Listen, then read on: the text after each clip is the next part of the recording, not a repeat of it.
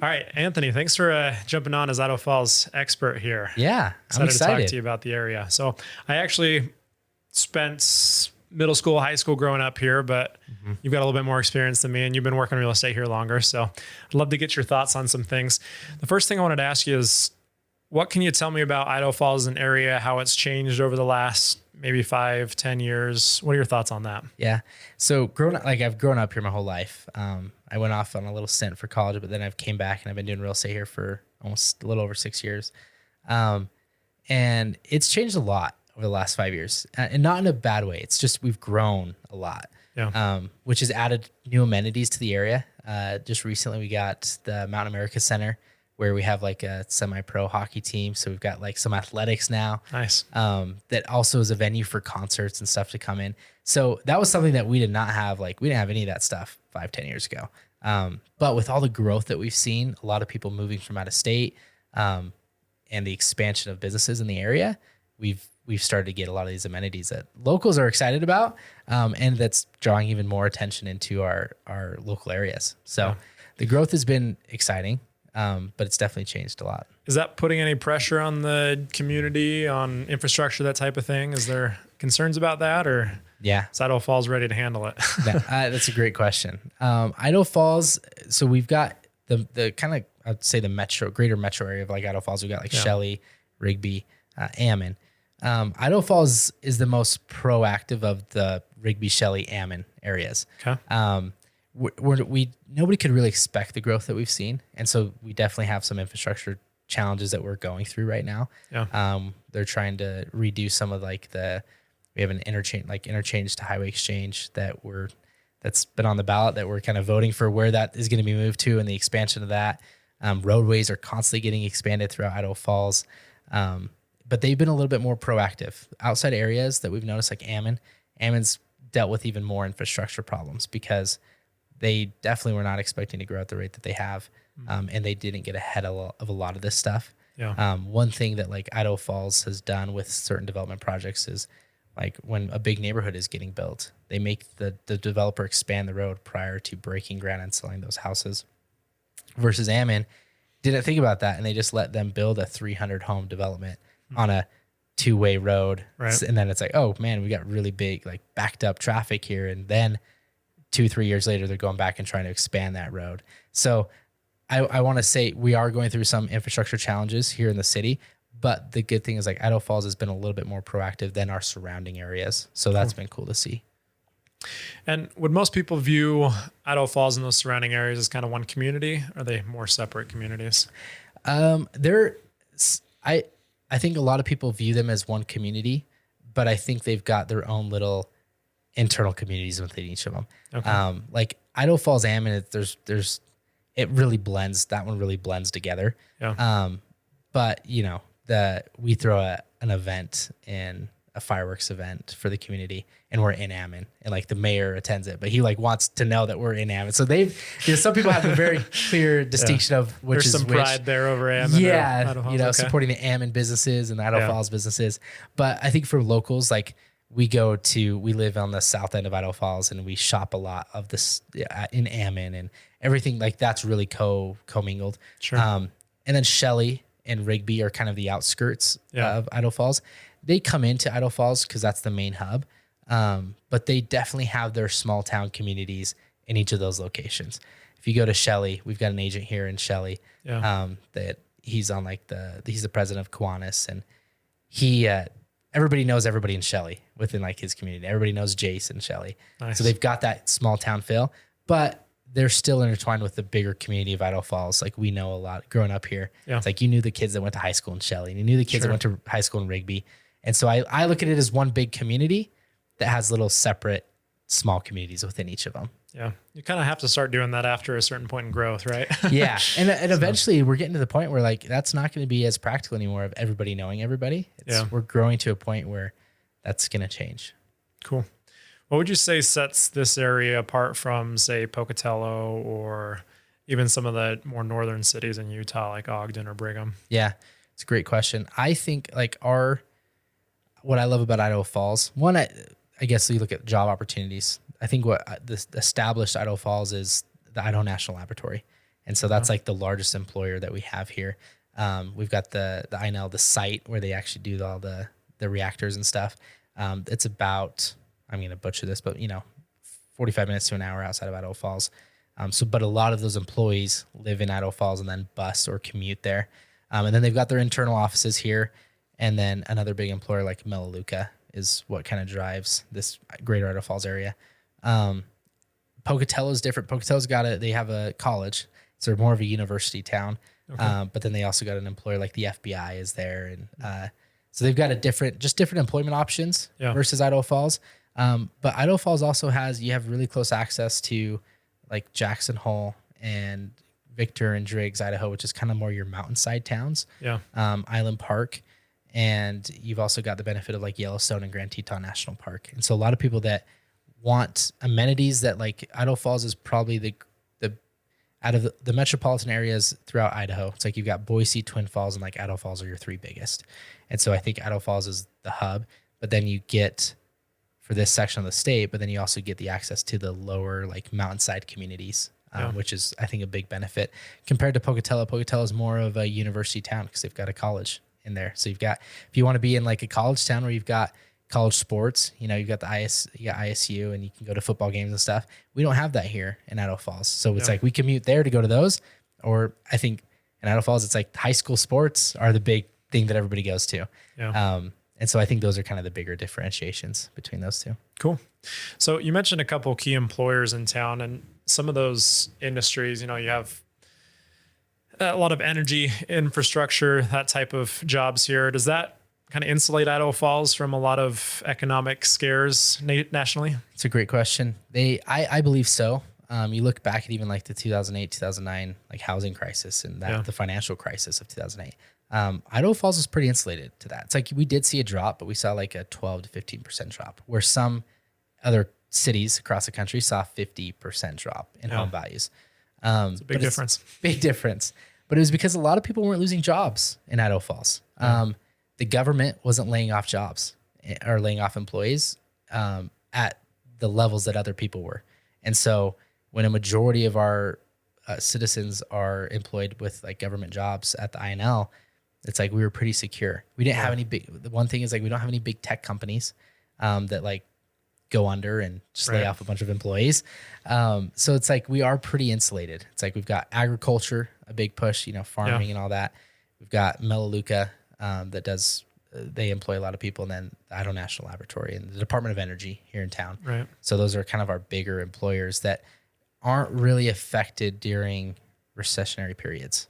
Well, not just them either, but their security trickles out to the rest of the community, right? Because they're still buying like they normally buy. Their buying trends hold stronger, right? Yep. So absolutely. And we're growing. Like my dad does budget approvals at the Department of Energy, and he's approved hundreds of millions of dollars over the last few months of growth for the site.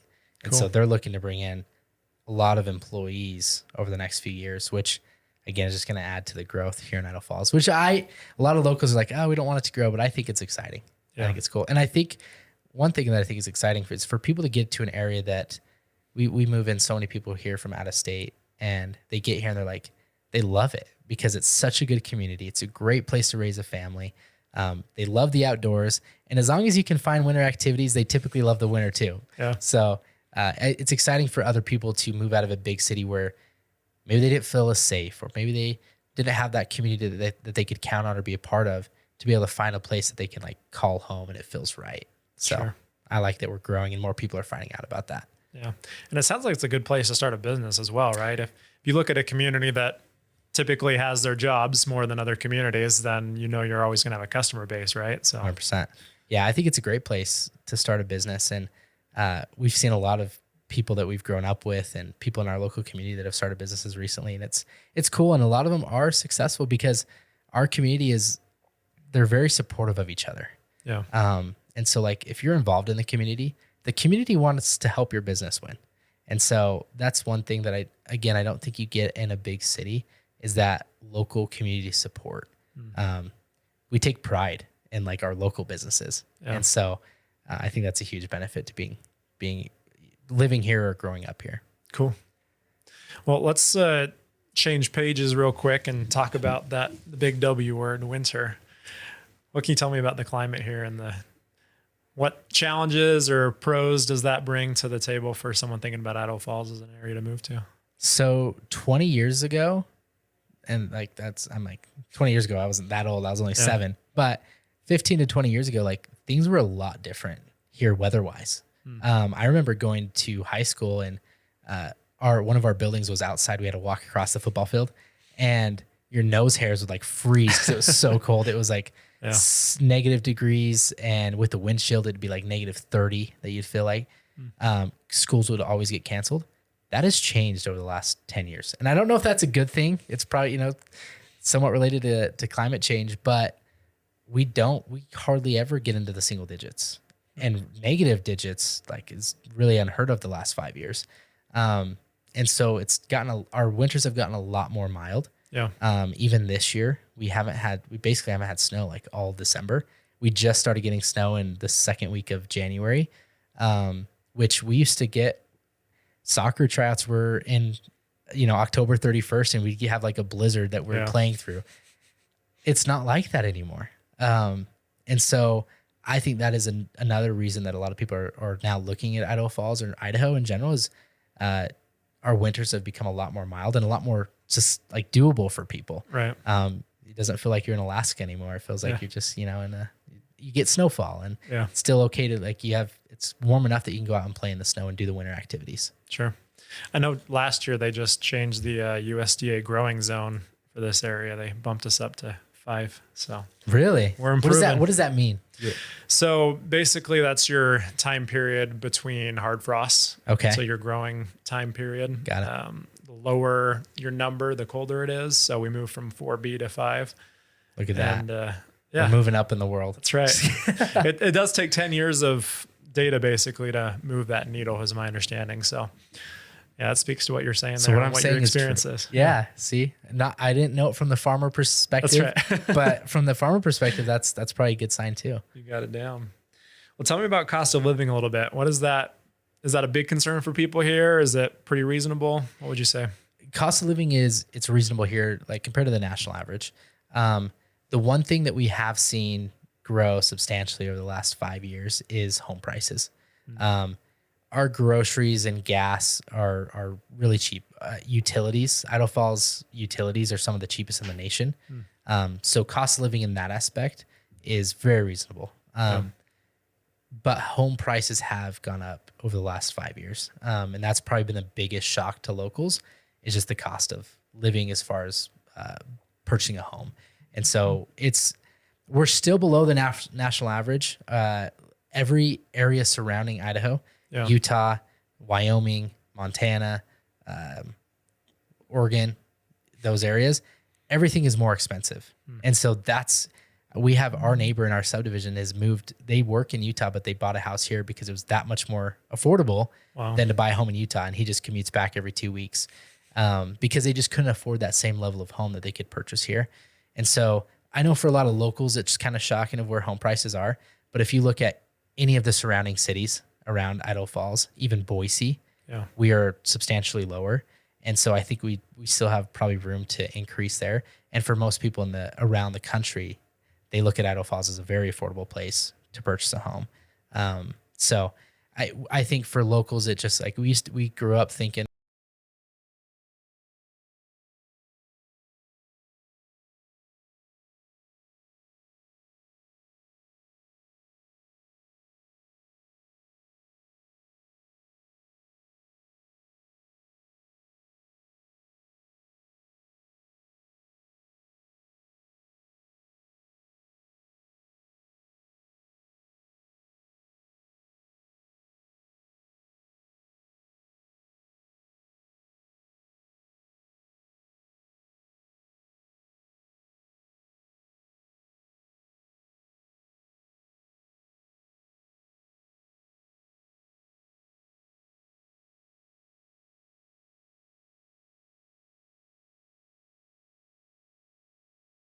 I-15, which kind of takes, if you're going to like Salt Lake, you got your straight shot connecting into the I-15 there. We're about 3 hours from Salt Lake. So that's probably, for most if you're trying to fly like international, you're going to probably drive to Salt Lake. Our regional airport here is expanded a little bit. We actually have, I go to Arizona a lot, and we actually have like a daily flight to Arizona now, which is awesome. You know, American Airlines started doing that. Did you sponsor that flight? I did not, you know, but it's great to have it because we used to, growing up, we'd always fly Allegiant. Allegiant was like the only airline that flew from Idaho Falls to Arizona, and it was only Thursdays and Sundays, and it was just weird because it's like if you flew on Thursday, you had to leave Sunday, or if you waited past, you had to wait till Thursday to fly back. But now we've gotten a lot more options. We've added a lot more flights over the last 5 years, and I think the regional airport is going. They already have an expansion in progress. So I think over the next 2 to 3 years, we're going to start to see a lot more growth from our regional airport, which is great. But even then, it's like we have a lot. You can fly to Salt Lake. You just connect into Salt Lake, and then you fly from Salt Lake to really wherever you need to go. So that used to not be as frequent or like as available. A lot of people used to just have to drive to Salt Lake, but there's been numerous times where I catch the little connecting flight to Salt Lake, and then you fly out of there. Yeah. So nice. Well, last one for you. What would you say about the market here? Is it trending up, trending down? What are we expecting in Idaho Falls? So right now, the last 2023 was a tough year, obviously across the country. We saw things trending down like the end of 2022 and the beginning of 2023. Towards the end of this last year in 2023, things kind of flattened out, and we've actually started to see we're on an upwards trend now with home prices. Not like crazy. We're not seeing like the 10% growth that we've seen, but like a 1% increase over the last few months. That's a healthy increase in home values. Yeah. And so we're starting to trend up. I think this year in 2024, that's going to be even more prominent. We're probably going to see a growth trend because rates are trying to come down, are starting to come down. And with that, more people are going to be able to afford homes, or the homes that they want to afford, because rates are going to make that more possible. Yeah. And so I think over 2020, like this year, we're going to see a large increase in growth, population wise, and just growth in our market as far as home values. So cool. Well, Anthony, thanks so much for your time. I really appreciate getting your insight on this market. And for those of you that are listening, if that sounds like a place you'd love to live, let's get you connected with Anthony and his team. Absolutely. Appreciate you having us on, man. It means a lot. We'll talk to you soon.